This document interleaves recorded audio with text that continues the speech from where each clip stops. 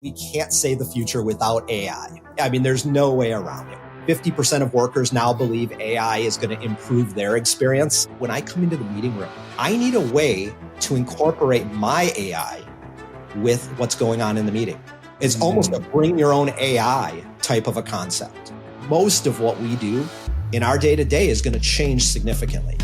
Hear the latest AV trends and predictions in this episode of Crestron's Smarter Spaces podcast on your preferred podcast platform. First of all, congratulations to a Canadian company acquiring MQA in Lynbrook. And, Quebec. Well, yeah, fair enough. Quasi Canada. That's going to get me some messages, I'm sure. On this episode of ResiWeek, we talk Smart Things Pro, Trinnov's new education center, HD Tracks streaming, and Apple Threads. All this more on this episode of ResiWeek. This is ResiWeek, episode 436, Recommended Levels. Welcome to this episode of ResiWeek, your weekly roundup of all the latest news and stories for the residential AV industry. I'm your host, Matthew Scott for AVNation.tv, and this week I'm pleased to be joined by one of my longtime friends, Mr. David Pedigo. He's the Chief Operations Officer over at Trinnov Audio. How you doing, David? I am super, living the dream. How about you? I am doing fantastic, although it is really stinking hot here today, which I do not like because I'm a winter kid. We also were supposed to be joined by Mr. Bronner, but unfortunately he is under the weather, so we're wishing him a quick recovery because honestly he's kind of lazy. He needs to get back to work. All right, David, we are going to talk about a couple of things. The first one coming to us from CE Pro. Samsung brings IoT control and automation to businesses with Smart Things Pro. At Infocom, they essentially showed off a business version of their smart home platform, Smart Things, bringing control and automation of a variety of IoT devices to the business environment. Go read through the story, take a look at some of the pictures. It looks quite interesting, actually, because we know that there are a ton of essentially IoT devices in corporate environments, in boardrooms, etc., doing a lot of little things that Samsung looks like they're wanting to get into. So, Dave, do you think this will hold value for building managers and integrators alike? Or is this just kind of a fancy way of Samsung integrating, for the most part, their products into a commercial platform? Here's the thing is there is a lot of brain power over there. To be honest with you, since Smart Things was implemented, I've actually been quite disappointed with the overall implementation. I thought it would have caught more. It would have caught on more than it has to date. However, I do think it's an opportunity, but it'll take some time to kind of see how it really shakes out. It's always nice to have competition. And right now there's even still in 2024. I mean, we were talking about things like this back in 2014. I mean, this is 10 years later and you're not really seeing, it's still kind of for lack of a better term, there's other than like your Crestrons, your Control 4s, AMX in the control world was bought by Samsung. You're still seeing this disparate individual one-off kind of devices where you open up a separate app. So I hope so. I don't know. I'm skeptical. Do you think that Samsung's approach to this, though, right? Like they're talking very basic stuff, right? Some obviously TVs, air conditioning, lighting, like some very, very basic stuff. They're talking about opening it up to some partners. We've seen from the building management side, right? If you are playing with Crestron, Amex, some of the bigger players in that market, and you're automating everything, they've got a good handle on it. But a lot of office spaces, they're not automating stuff into centralized platforms. Do you think this has the potential to go well above and beyond all of those disparate systems that are currently in place? Maybe. I mean, here's the thing: it's certainly more affordable. You know, even at the entry level for a lot of, whether it's a Crestron or Control 4 or whatever, it's still very expensive, especially in large commercial buildings. I still think there's kind of a learning curve that will be required, how to operate it. If it gets integrated into, some kind of voice control, those kind of things, maybe it'll be easier to use. I'm still overall a little skeptical of, okay, well, you know what, if I'm going to use this, then I'm going to have to get a SmartThings app and then, kind of control it. So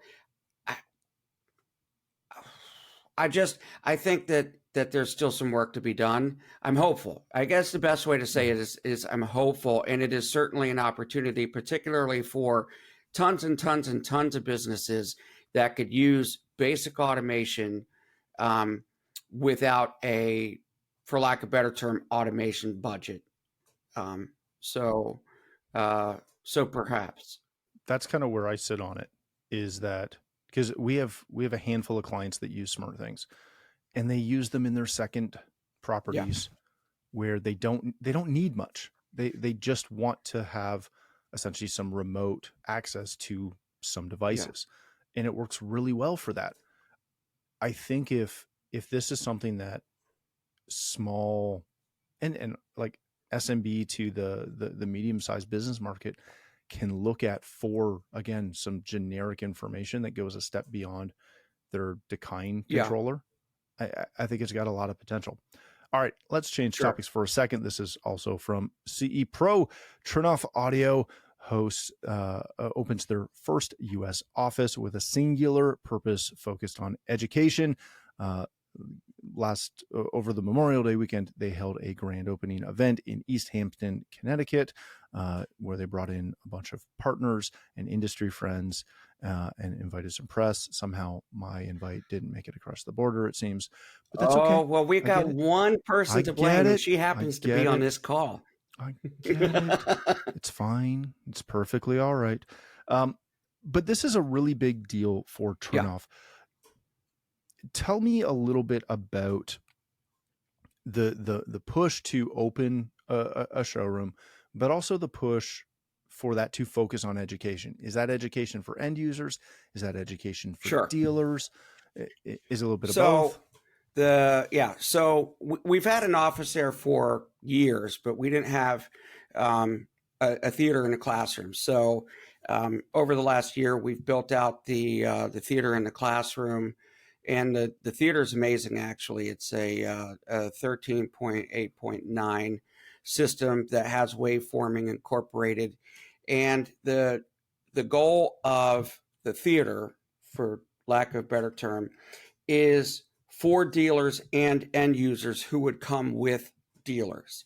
So if, particularly it'll be more convenient for people on the East Coast, but we've got clients that are coming in from all over the place who want to experience waveforming, as an example, or just what Trinnov can do, or what any of our partners can do. So we've got Ascendo for our speakers, Barco for our projector, Seymour for our screen, and Kaleidoscape as the player. And it sounds amazing. Absolutely incredible. And so you have that, and then we have a classroom, and the purpose of the classroom is for Trinnov to train mostly its dealers, and then if any of the partners wanted to do events as well and do training. But basically, so we have a level 1 and a level 2 certification, and those certifications are designed to make sure that those that are installing and are calibrating a altitude unit know what they're doing and are able to provide ultimately an experience that is what anybody who's buying a Trinnov is really looking for, which is best in class, world-class audio theater experience. It's awesome.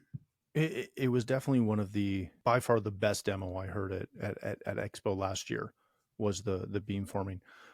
One of the things in the article that they highlight is they were talking with Peter Aylett, who has been on the show before. You know him from CD and a bunch of other things. He talks about starting with the room and that the acoustics are the first thing that you need to think about, which I don't think is a paradigm shift, but I'm always amazed at conversations I get into over home theater and dedicated rooms that focus on the tech first. What does it mean to start with the room, and how does something like, Cinema Designer, for example, play into that? So that's a beautiful question. I thank you for teeing that up for me. So first of all, when it comes to a design, and actually Peter will do the same thing. So when Peter came out, so I asked him to teach an RP22 session. So he did a session on RP22, which is basically, it used to be called CEB 22, which is home theater audio design, and now it's just basically audio design. But, he starts with the same philosophy that we've had for many years, which is that when you design a theater, you start with seats. And the reason why you start with the seat is because where you are going to sit is going to determine the viewing angle that you're going to use, what is going to determine the width of the speakers that you're going to use. That's going to determine whether you need wide speakers or you don't need wide speakers. There's so many things to think about. And then, so a couple things to think about, like one, which is people will say, oh, well, you know what? I just want to buy speakers, and they will just determine what speakers they want without any idea of, what the maximum SPL level is. So if you download, which you should, CEB 22, and you can see what the recommended level, they have 4 levels. So basically from this, any system should do it all the way up to basically what we've got in Connecticut, which is this crazy wild system. What SPL levels that you're going to be able to hit, or if it were video, as an example, what is the overall brightness output that you're going to get in SDR and HDR outputs. So you need to be able to design a system that is going to be able to meet the minimum specifications that your clients are looking for, which is why I think the Cinema Designer is so absolutely amazing, because what it's done, and I've known Guy, who's the guy behind it, pun intended, for many, many years. He is a engineer by training, and really, really strong in math. And so what they've done over the last 10 years or so is just take all the mathematical calculations. And so first of all, it really does start with your seat. And this is where you're going to sit. And then so you put in the shape of the room, the dimensions of the room, you put where your seats are, and all of a sudden the math is already done for you. And if you decide to slide your speakers or your seats back a little bit, then it's going to change what the calculus is for what speakers you need, what amplification you need. I'm really doing a disservice to talk about what the Cinema Designer is, but it is amazing with the ability to what they put in, and they put in the ability to do waveforming as well. So here's the size of the room. This is where your subwoofers would go. So whether it's waveforming or whatever, ultimately, the most important thing is to understand that there is an art to cinema design. There's no doubt about it. And the acoustic side of it, like Peter's talking about, are very important. Trinnov, as an example, we're always espousing that we want you to treat your room. We want you to use acoustic products to treat the room, because the better the room is, the fewer the filters that we need to put in. And there's also a lot of people that overtreat a room or do some absolutely hideous things. There's a company here in Indianapolis. I ran Oralex Acoustics for years, and there's a company here in Indy that was so proud that we put 1/2-inch foam on every single surface in the room. And I'm like, oh my God, that's the worst thing I've heard, because all that does is it just takes all the high frequencies, kills it, and then it hasn't done anything else. So there's so much to it, and there is an art, and you can't really mathematically solve the art part of it. But then there is the mathematical part.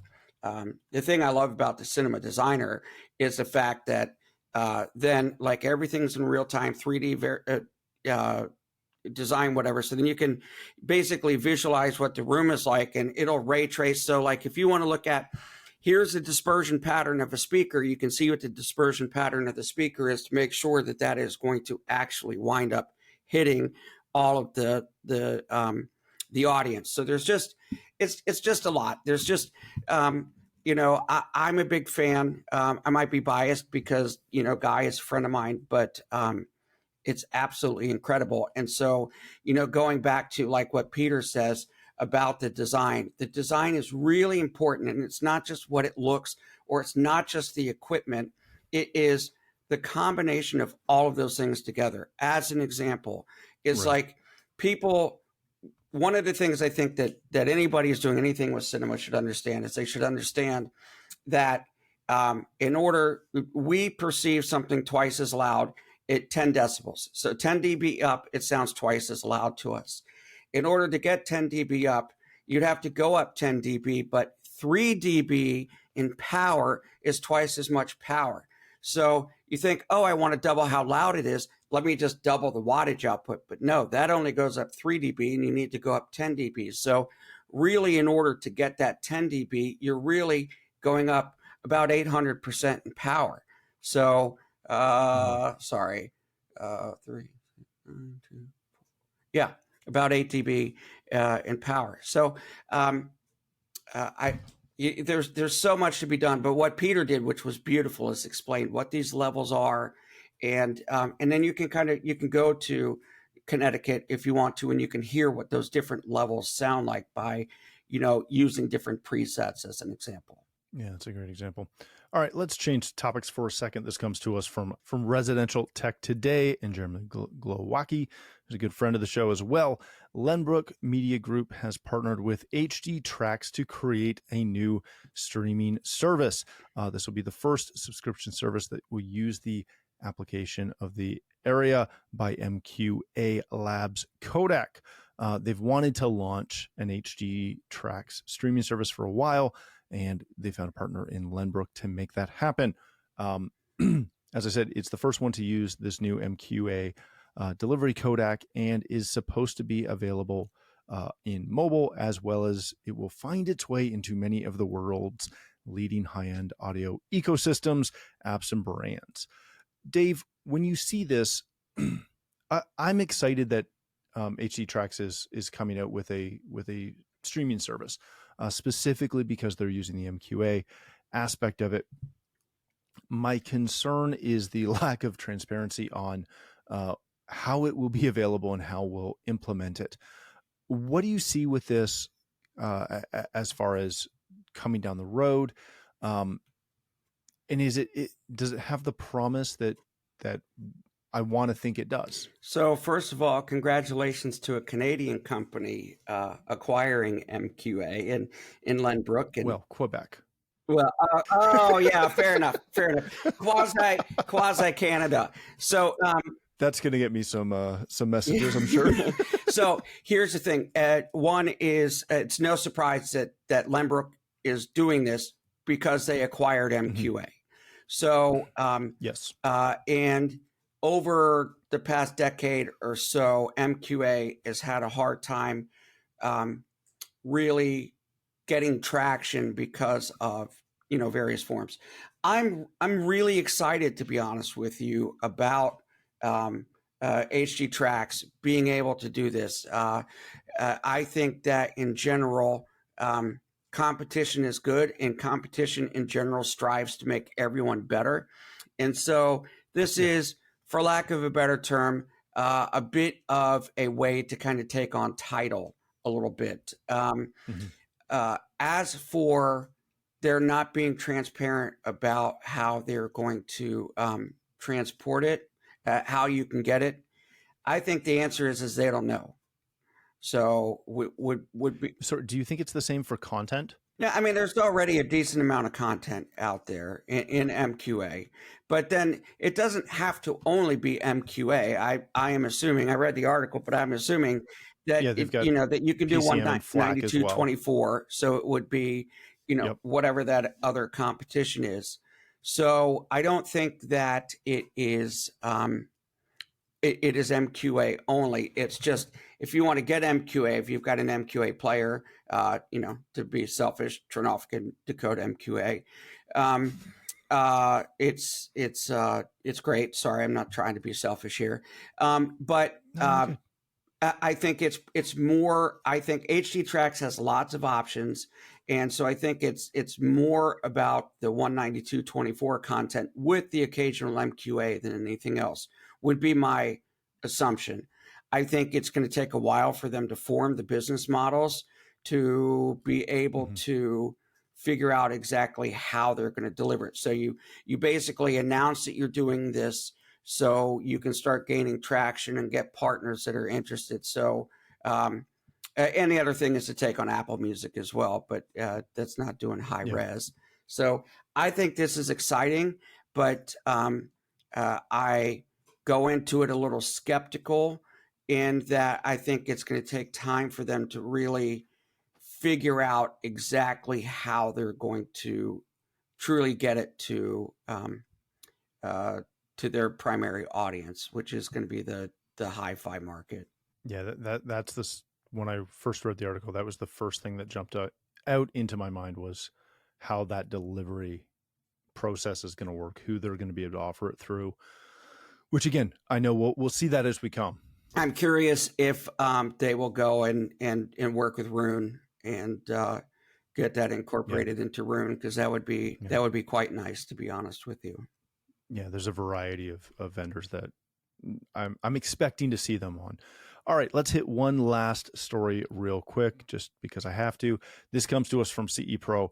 Apple quietly adds Thread radios to Macs and iPads, signaling smart home ambitions in the FCC filings for their current slate or new slate of Macs and iPads from 2023 on. They have included the Thread radios into those devices. This was reported initially by The Verge and a couple others. They're in the iPhone 15 Pro and Pro Max, as well as a variety of iPad Pros, iPad Airs, and MacBook Pros and Airs as well, et cetera, et cetera. When you see this, Dave, I completely understand putting that Thread radio into iPads and iPhones. I'm a little surprised they've put it into MacBook Pros and iMacs. But at the same time, I don't know if that's just a thing where that radio is part of a larger radio package that gets dumped into those machines. Do you see this as future planning or something more designed? I really think it is more future design with. So if you look at Apple as an example, they're part of that Thread consortium. So they're bought into that. Apple has made no bones about the fact that they want to be able to help people control their homes. And I think you could probably tie that into the work from home market. Is I'm working from home, I need to control my lights, or I need to do something else, and I'm actually working at this time. Now I don't have to get to my iPad, do those kind of things to be able to control whatever. I think it's it is by design, but for future use more than anything else. And I think it is probably the cost of that was so minimal that it was not a hindrance for them to put that in. So I think no surprise, they want to be able to lock or unlock your door or do any of these kinds of things. But I don't think it's for them. If this was a bigger deal for them, I can guarantee you that they would have announced it. The fact that they are there and they haven't announced it means that this is, in my opinion, this is more future proofing, with potential hint into what is yet to come, because that's another thing. I mean, you look at smart things and you think, you know, I said at the beginning of this that I was a little disappointed in what smart things has done. I'm more disappointed with Apple than I am with smart things because of the penetration that Apple has in HomeKit. Like, Ditto. is anybody really using HomeKit at this point? Nope, it's dead. It's dead. All right, Dave, let's wrap it there. Thank you so much for joining us.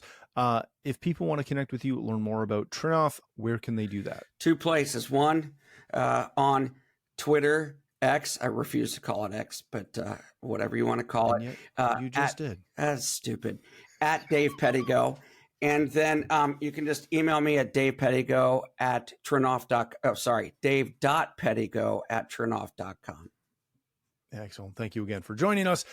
If you'd like to connect with me, you can find me on Twitter or X at Matt D. Scott and most other social platforms as well. But more importantly, please visit AVNation.tv, where you'll find this show as well as a wide variety of other shows with all the verticals that we cover. When you visit the website, please take a moment to check out our supporters. We are extremely thankful for their support and ask that you check them out as well. Thanks again for watching. That's all the time we have for this episode of ResiWeek, the network for the AV industry. What are you listening to? This is AV. This is AVNation. This is AVNation.